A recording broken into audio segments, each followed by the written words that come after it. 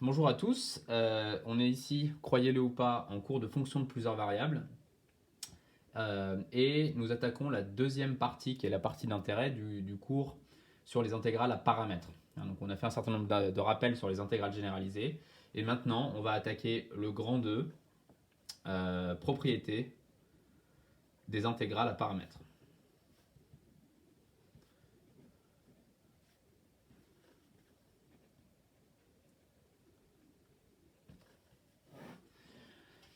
Alors, donc quel est le but des intégrales à paramètres? Il y a une sorte de similarité avec les séries de fonctions, même une très forte similarité. Au lieu d'avoir une fonction définie par une série, comme une série de fonctions, et ensuite on étudiait la régularité en tant que fonction de x, maintenant x ça va être un paramètre qui intervient dans une intégrale.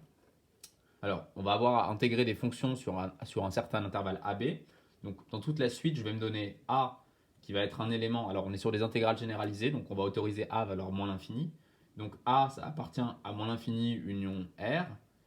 B, ça va appartenir à R union plus l'infini. Et de manière générale, je noterai AB selon le contexte. Donc, vous voyez, là, j'ai mis des sortes de valeurs absolues, mais vous ne voyez pas ça comme des valeurs absolues, vous voyez ça comme un intervalle.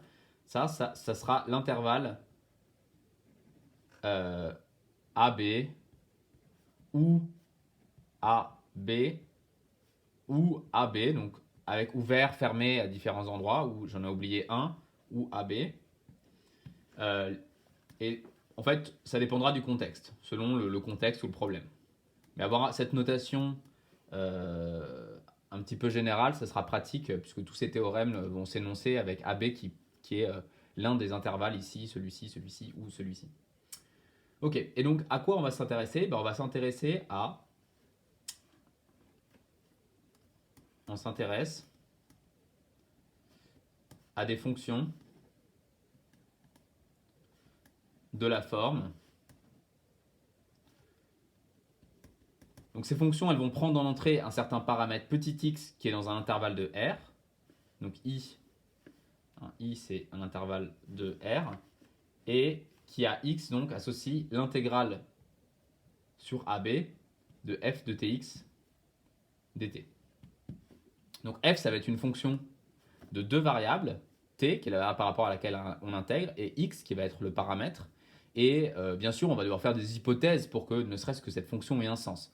Notamment, il va falloir supposer que pour x fixé, la fonction qui a t associe f de tx est intégrable sur AB, pour que cet objet-là soit bien défini. Okay, on va y revenir. En tout cas, dans toute la suite, on va travailler avec des intégrales généralisées, donc de Riemann ou généralisées. Et alors, ce qui est très important à comprendre, c'est qu'il y a un énorme théorème qui va, en fait, duquel on va déduire tous les gros théorèmes importants de ce cours, qui s'appelle le théorème de convergence dominée. Allons-y. Grand 2, petit 1, le théorème de convergence dominée. C'est un théorème qui résulte de l'intégration, de la théorie de l'intégration de Lebesgue. Donc c'est un théorème que vous verrez en toute généralité et démontré proprement en L3 quand vous ferez votre cours de théorie de l'intégration. Donc ici, je ne vais pas le démontrer, je vais seulement énoncer une sorte de version édulcorée du théorème qui va nous suffire avec les outils qu'on a, c'est-à-dire en fait l'intégrale de Riemann. Ok, donc allons-y, je vais énoncer ce théorème. Il mérite une feuille à lui tout seul, ce théorème, hein, tellement il est important. Alors vous allez voir, en fait ici le paramètre ça va pas être petit x, mais ça va être un entier naturel petit n. On verra en quoi ce théorème justement intervient pour étudier la fonction que j'ai appelée qui a x associe l'intégrale de AB de f de tx dt de tout à l'heure. Donc ici, qu'est-ce que je vais me donner? Dans ce théorème, on a non pas des fonctions indexées par un paramètre réel, mais par un entier naturel, comme je l'ai dit. Donc en fait, on a une suite de fonctions. Donc soit fn, où n parcourt les entiers naturels, une suite de fonctions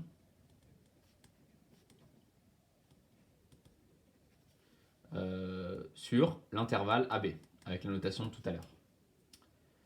Et on va faire trois hypothèses. Et je vais essayer d'expliquer pourquoi chaque hypothèse est relativement naturelle. La première, c'est on va vouloir parler d'intégrale de ces fonctions fn. Donc il faut au moins qu'elles soient continues par morceaux, parce que le cadre que vous connaissez d'intégration de fonctions à ce stade, c'est celui des fonctions continues par morceaux. Donc on va supposer que pour tout n appartenant à n, fn est continu par morceau sur AB. Ensuite, nous on veut passer à la limite quand n tend vers plus l'infini, donc on va faire une hypothèse sur le comportement asymptotique de la suite de fonctions fn. On va supposer que la suite de fonctions fn converge simplement sur l'intervalle AB vers une fonction f. Et attention, on va supposer, c'est important parce que nous on va vouloir intégrer la fonction f. Alors, pour l'intégration de la fonction f, on va voir l'hypothèse 3 qui arrive, mais puisqu'on va vouloir l'intégrer, dans un premier temps, il faut au moins qu'elle soit continue par morceau. Alors, une fonction f, donc je vais supposer qu'elle est aussi continue par morceau sur AB. Ok. Et puis, troisièmement, c'est ça ce qu'on appelle l'hypothèse de domination. C'est un vocabulaire qui n'est pas utilisé systématiquement, mais il y a moyen que je l'utilise à l'occasion, donc je vous donne ce terme. C'est il existe G intégrable sur AB, avec la notation toujours la même sur l'intervalle AB, tel que les fonctions fn sont dominées par la fonction g. Donc ça veut dire quoi? Ça veut dire que pour tout n appartenant à n, pour tout t appartenant à AB, eh bien on a le fait que fn de t est plus petit que g de t. Attention, ici vous voyez que c'est très important, il y a la valeur absolue. Donc les fonctions elles sont dominées en valeur absolue par la fonction g, et cette fonction on va supposer qu'elle est intégrable. Alors, ce qu'on déduit de tout ça, alors, fn, pardon, sans parenthèse, les fn, donc les fn et f sont intégrables sur AB. Et surtout, eh bien, on peut intervertir intégrale et limite. Donc là, on a un théorème de convergence dominée, c'est un théorème d'interversion limite intégrale. Donc on a l'intégrale de a à b de f de t dt qui est égale à la limite quand n tend vers plus l'infini de l'intégrale de a à b de fn de t dt. Donc c'est ça, le gros théorème. Hein. Je vous rappelle que c'est comme pour c'est un théorème d'interversion intégrale limite, donc c'est bien de le retenir sous la forme limite de l'intégrale de AB de Fn égale l'intégrale de A à B de limite de Fn. C'est comme ça qu'il faut le retenir, ce théorème. Donc c'est le théorème, je n'ai même pas réécrit, hein, c'est le théorème, encore une fois, je répète, de convergence dominée, et souvent, je vais le noter TCD, ce théorème.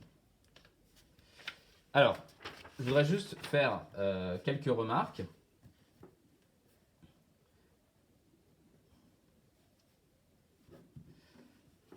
La première, c'est juste, on ne va pas démontrer ce théorème, hein, mais c'est à propos de l'intégrabilité des Fn et F, hein, puisque ça commence, l'énoncé du théorème vous dit, dans un premier temps, de toutes ces hypothèses, on tire l'intégrabilité à la fois de toutes les fonctions Fn et de F.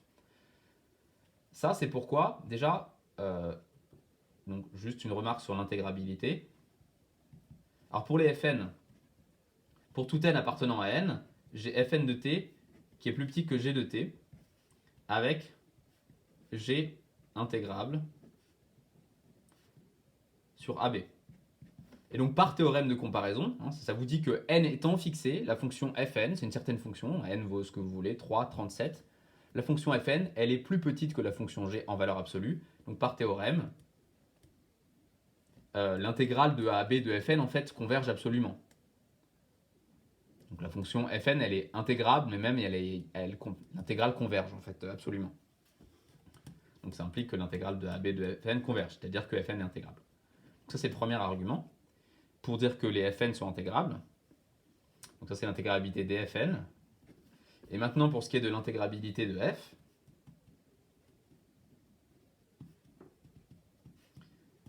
eh bien t0 étant fixé,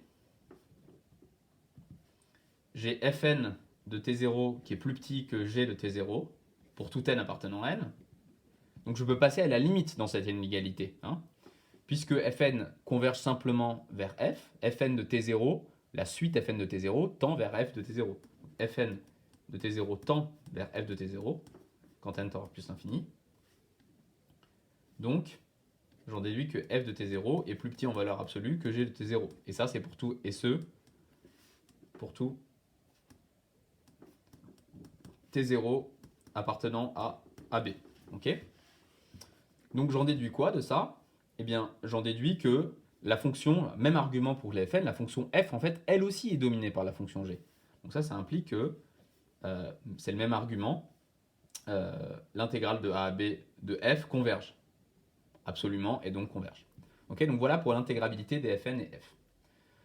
Donc vous voyez qu'on est face à un théorème d'interversion limite intégrale qui va s'appliquer en fait de manière plus générale que le théorème qu'on a vu dans le cadre des suites de fonctions lorsqu'il y a convergence uniforme sur un segment AB. Donc j'insiste bien, ici on ne suppose pas nécessairement que le AB est un segment. On ne suppose pas qu'il y a continuité des fonctions, on demande seulement de la continuité par morceau. Mais donc voilà, il y a vraiment deux hypothèses qui ne sont plus présentes ici. C'est de 1, la convergence uniforme de la suite de fonctions. On demande seulement de la convergence simple. Et deuxièmement, le fait en gros d'être sur un intervalle borné. Là, pas du tout. On peut être sur un intervalle avec des bornes infinies et avec de l'intégrabilité au sens d'une intégrale généralisée et pas seulement au sens de l'intégrale sur un segment d'une fonction continue, donc de l'intégrale de Riemann classique. Voilà, donc j'arrête ici et la séquence suivante sera consacrée à deux exemples d'application du théorème de convergence dominée.